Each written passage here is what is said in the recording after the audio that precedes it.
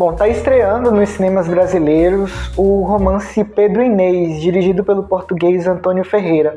Esse filme é uma coprodução Brasil, Portugal e França, que traz na base uma história muito conhecida em Portugal, que é a história do rei Pedro e da sua esposa, a Inês. Diante do falecimento da Inês, Pedro a coroa ainda morta. Antônio Ferreira é um diretor português que teve uma passagem muito prestigiada em Cannes com um curta chamado Respirar Debaixo d'Água, que ganhou vários prêmios, e também é conhecido por um longa-metragem chamado Embargo, que é uma adaptação de um conto homônimo do José Saramago.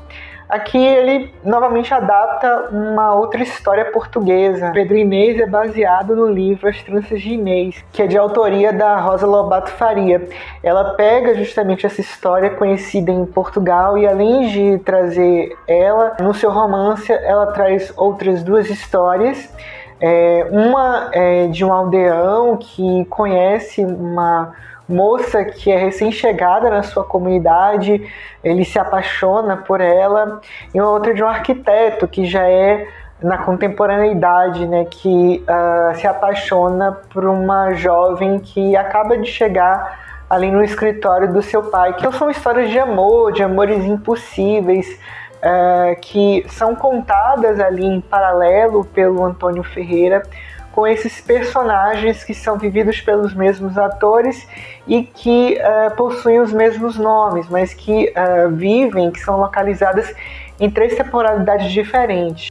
Paralelo a isso, a gente acompanha a história de um Pedro como um interno em um sanatório, e vai ser essa figura que meio que vai narrar essas 3 histórias, e depois a gente descobre onde é que essa trama aí paralela ela se localiza. O Antônio Ferreira ele tem um certo apreço por uma plasticidade na composição dos seus planos nesse filme, mas ele narra essa história com um certo convencionalismo. E é um filme que tem um olhar romântico para essas histórias, romântico-trágico, né? São histórias de amores avassaladores que transformam vidas, que modificam, alteram dinâmicas familiares e que até são capazes de conduzir suas protagonistas a doenças, a loucuras e até mesmo a morte.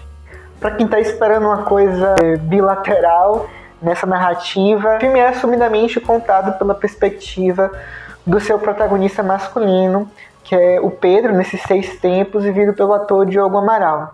A Inês, que é interpretada pela atriz Joana de Verona, que inclusive é bastante conhecida aqui no Brasil por uma telenovela que ela fez e que foi exibida aqui na Band, ela surge nessa história sempre como figura que tem depositado em si todo esse amor, toda essa devoção, esse afeto, esse carinho desse personagem masculino.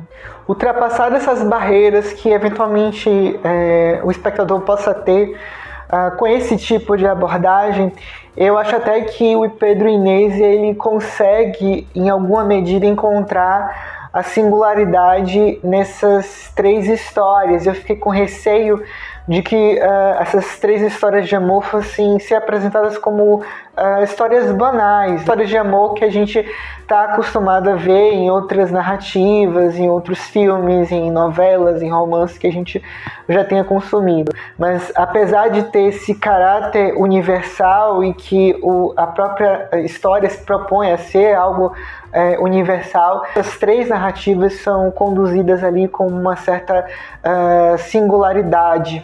É isso, gente. Conheciam já essa história do Pedro Inês, seja pelo romance As Tranças de Inês, seja essa história que é disseminada, que é contada em Portugal, conheciam ela?